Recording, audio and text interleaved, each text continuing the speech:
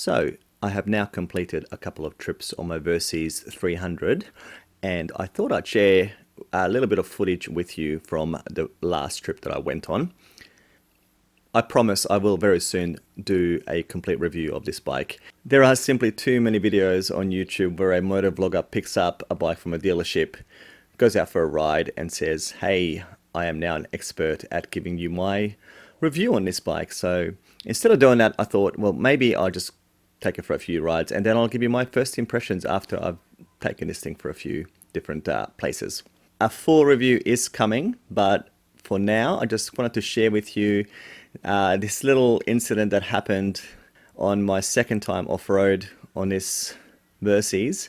So basically having a great time riding along, getting used to the bike and you know what this whole dirt riding thing is about, and then out of nowhere this happened.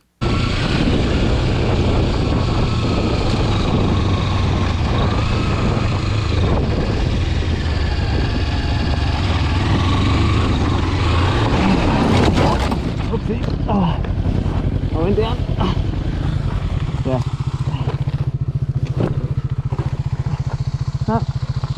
No, we're good. Hang on.